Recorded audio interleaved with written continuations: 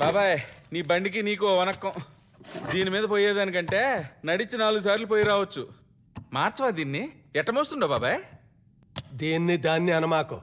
ఈ బండి నా ప్రాణం. స్టార్ట్ చేసాడు. అవకాశం లేదు కానీ ఉంటే నా కాలే కట్టితో పాటు దాన్ని ఎత్తుకొని పోతా.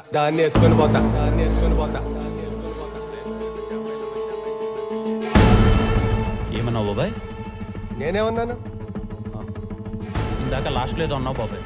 అవకాశం లేదు కానీ ఉంటే నా కట్టి కాలేటప్పుడు నాతో పాటు బండిని కూడా ఎత్తుకుపోతా అన్నా.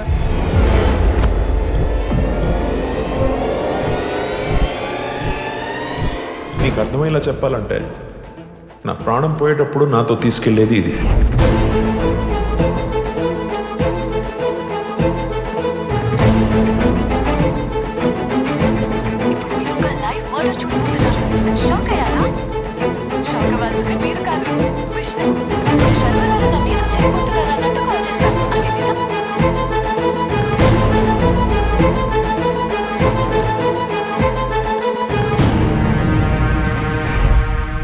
ప్రాణం పోయాక బెల్ట్ తీసుకెళ్ళలేడు. ఆ బెల్ట్ తీసుకెళ్ళాడంటే ప్రాణాలతోనే ఉన్నాడా?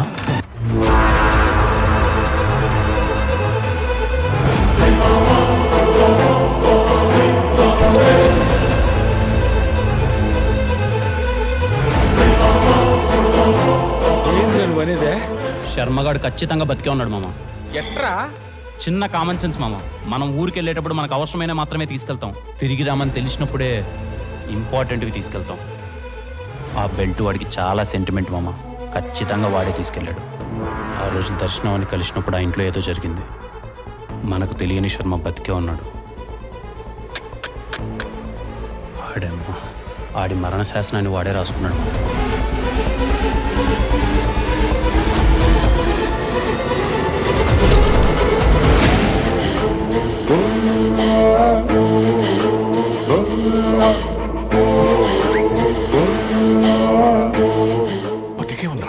బతికే ఉన్నాడు సార్. ఆ ఎలుంగుడు మొహమ్మడు. ఎందుకు చేశాడు? వాడు ఎందుకు చేశాడు అనే దానికంటే వాడు ఎక్కడున్నాడని తెలిసి పట్టుకుంటే దర్శనాన్ని బయటికి తీసుకురావచ్చు అనిపించింది సార్. దానికోసం చాలా ప్రయత్నించాను.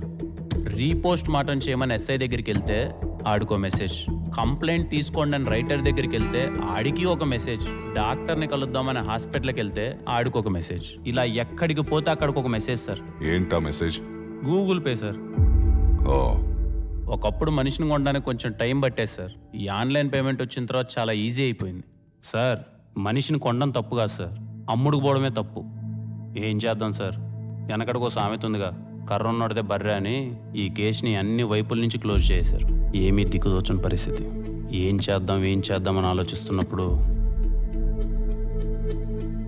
చిన్నప్పుడు మా తాత చెప్పిన మాట గుర్తొచ్చింది సార్. తాత, అందరూ అంటున్నారు మా అమ్మ నాన్న చెడ్డోళ్ళని, మరి మంచోళ్ళు లేరు.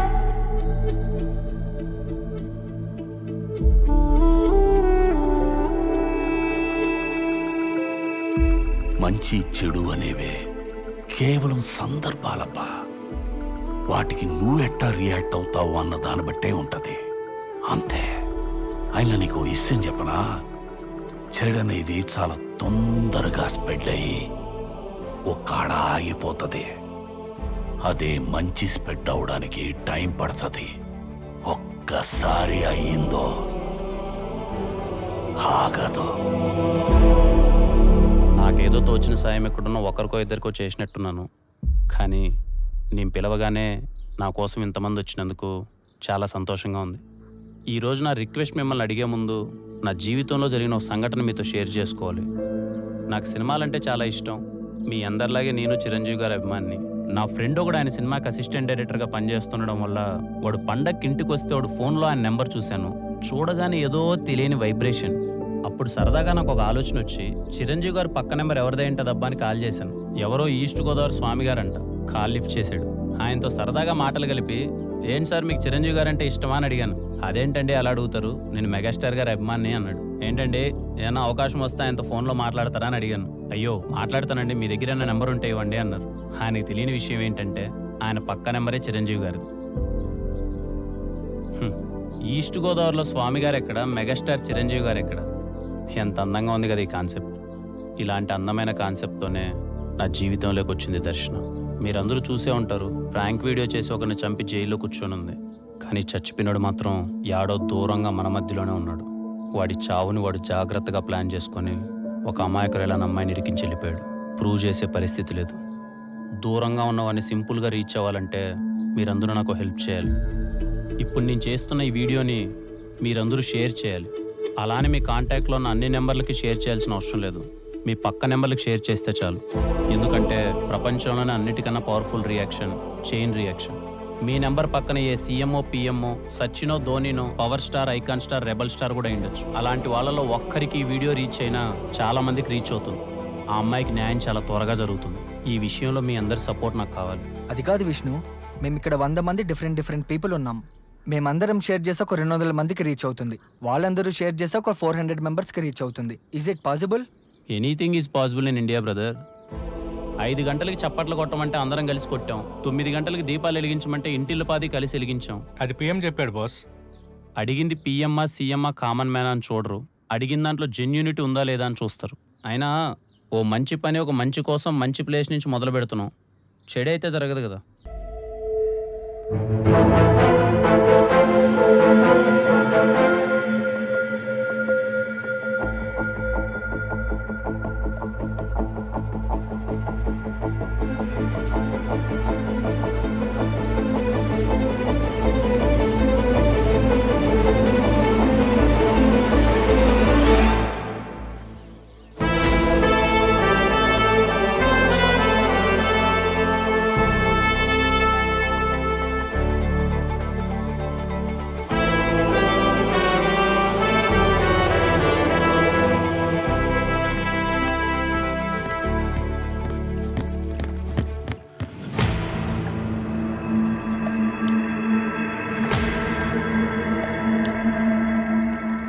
చూసించాలే కానీ నువ్వెక్కడికి తప్పించుకోలేవు.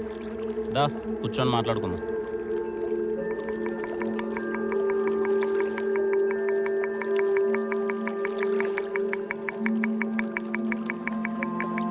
మిమ్మల్ని చూస్తే నవ్వాలో కోప్పడాలో కూడా అర్థం కావట్లేదు శర్మ గారు. మీ వాటను చూస్తుంటే బాగానే ఉన్నట్టున్నారు. దేశం మారినా మీ వేషం మాత్రం పెద్దగా మారలా. సర్లే, మీతో నాకు మాట్లాడేందుకులే కానీ ఎందుకు చేసావు చెప్పు. మిమ్మల్ని అడిగేది ఎందుకు చేశారో చెప్పండి. పోనీ చెప్పనంటారా? అదైనా చెప్పండి. ఎలాగో ప్రపంచం దృష్టిలో మీరు చచ్చిపోయారు.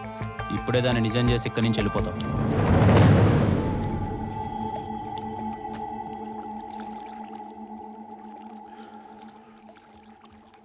ఎందుకు చేయాల్సి వచ్చిందో అడుగు. ప్రపంచంలో ప్రతి మనిషికి ఒక రిటైర్మెంట్ కళ ఉంటుంది. అలాగే నాకు ఉండేది. ఆ కళ కోసం కష్టపడి పని చేయాలనుకున్నాను.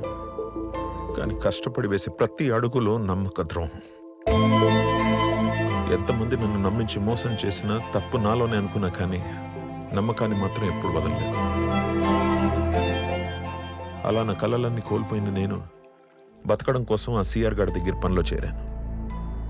ఆ ఇంట్లోనే లక్ష్మి పరిచయం అయింది. మెల్లగా దానికి నేను అలవాటు పడిపోయాను. మనుషుల మీద నమ్మకం కోల్పోయిన నాకు లక్ష్మి మీద నమ్మకం కలిగింది. నా ప్రతి ఎమోషన్ని దాంతో షేర్ చేసుకునేవాడిని. అప్పుడప్పుడు మా ఓనర్కి దూరం నుంచి చూస్తే 2 కుక్కల్లా కనపడేటోళ్ళు. అలాంటిది ఒకరోజు, ఏంటి సార్, మన లక్ష్మి చనిపోయింది సార్. ఇంపార్టెంట్ మీటింగ్ లో ఉంటే కుక్క చచ్చిపోయిందని ఫోన్ చేస్తావా? పెట్టే ఫోన్, ఇడియట్.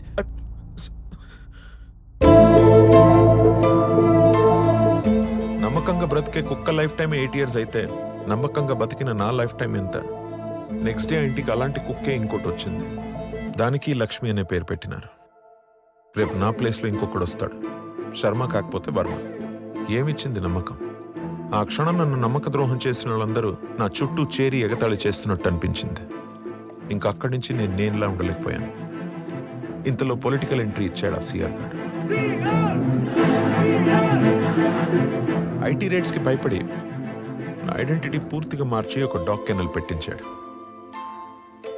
ట్రాన్సాక్షన్స్ అన్ని సీక్రెట్గా నా పేరు మీదే జరిపేటోడు. నా మీద నాకే తెలియని ఫ్రస్ట్రేషన్. అలా ఫ్రస్ట్రేషన్ ఉన్న నాకు నంబర్ నైబర్ అని దర్శన కాల్ చేసింది. దర్శనాన్ని ఎందుకు ఇరికించారు? ఎందుకంటే ఒకరోజు సిఆర్ గార్డ్ ఇంటి నుంచి నా దగ్గరికి 200 కోట్ల లిక్విడ్ క్యాష్ వచ్చింది. 4 రోజుల తర్వాత నా మీద అటాక్ జరిగింది. ఆ అటాక్ చేయించింది ఎవరో నాకు అర్థమైంది. వాడు నాలాగే డబ్బు కోసం ఎదురు చూస్తున్నాడు.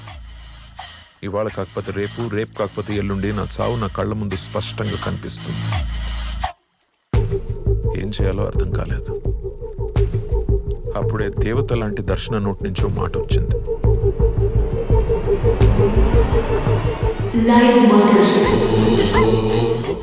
దర్శన లైవ్ మర్డర్ ప్లాన్ నాకు కరెక్ట్గా అనిపించింది. ఎందుకంటే నేను చావాలి, నా చావుకి ప్రూఫ్ ఉండాలి. అందుకే బాగా ఆలోచించాను. నన్ను చంపడానికి మళ్ళీ వచ్చిన కిల్లర్తోనే డీల్ మాట్లాడాను. వచ్చావా? నన్ను చంపడానికి నువ్వు కాకపోతే ఇంకోడెవడో వస్తాడని నాకు తెలుసు.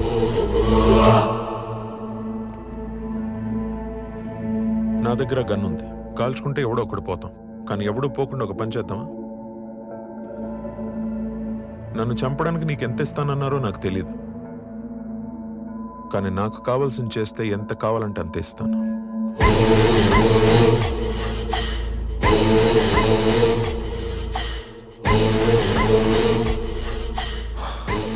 ఏం కావాలి? చావు. నీ చేతిలో కాదు, నాకు నచ్చినట్టు, నిన్ను పంపినోడు నమ్మేటట్టు. ఏం చేయాలి? దర్శన నన్ను కాల్చినప్పుడు బుల్లెట్ తగలకుండా నాకు బుల్లెట్ ప్రూఫ్ జాకెట్ కావాలి. ప్రపంచం దృష్టిలో నేను చచ్చిపోయాక మళ్ళీ బతకడానికి కొత్త ఐడెంటిటీతో నాకు పాస్పోర్ట్ కావాలి. చివరిగా నేను చచ్చిపోవడానికి అరగంట ముందొచ్చి నీ వాటా నువ్వు తీసుకుని నా వాటాని హవాలాగా మార్చాలి. నేను అందరిని నమ్మినట్టు వాడు నన్ను నమ్మాడు. ఎక్కడ? వస్తుంటే దారిలో టైర్ పంచర్ అయింది. On the way. వినరా?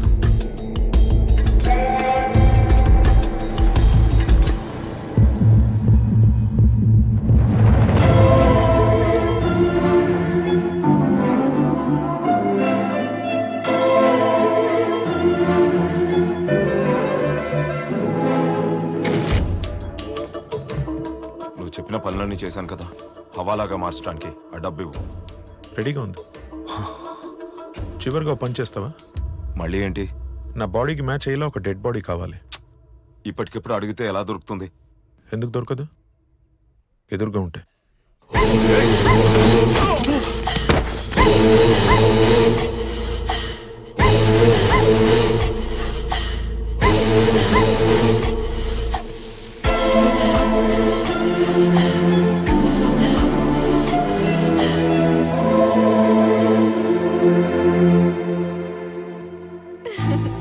స్టార్ట్ చేద్దామా?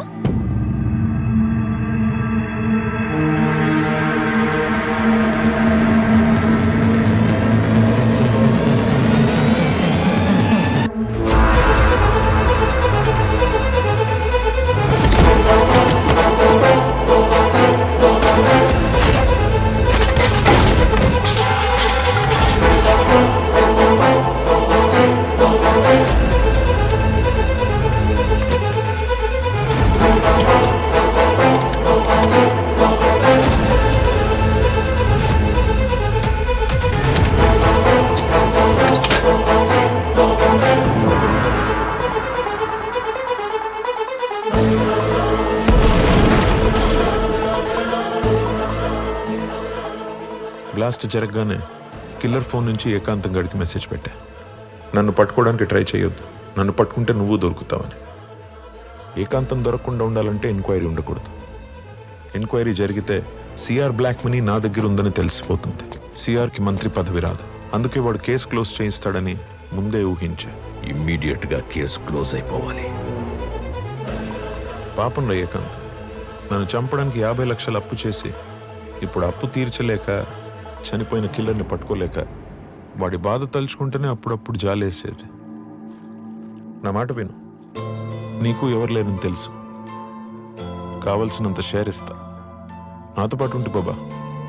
వయసులో మీకన్నా చాలా చిన్నవాడినైనా ఒక మాట చెప్తా, గుర్తుపెట్టుకోండి శర్మన్న. తప్పు చేసి పారిపోవచ్చేమో కానీ తప్పించుకోలేం. ఇంకా మీతో నాకు మాట్లాడేందుకులే కానీ పదండి, బయలుదేరదాం. ఆఫ్టర్ ఆల్ ఒక రాంగ్ నంబర్ అమ్మాయి కోసం ఎందుకు ఇదంతా విష్ణు? అవసరమా నీకు? రాంగ్ నెంబర్ ఎలా అవుతుందినా? రాంగ్ నెంబర్ ఎలా అవుతుంది? ఆ అమ్మాయి నా నైబర్ నెంబర్. ఆ ప్లేస్లో దర్శనే కాదు, ఇంకో అబ్బాయి ఉన్నా, ఆఖరికి మీరున్నా నేను ఇలాగే రియాక్ట్ అయ్యేవాడిని. నన్ను తీసుకుపోయేది అంత ఈజీ అనుకున్నావా? అబ్బే, నిన్ను తీసుకెళ్ళడం చాలా ఈజీ శర్మన్న. నా ఏర్పాట్లో నేను వచ్చాగా.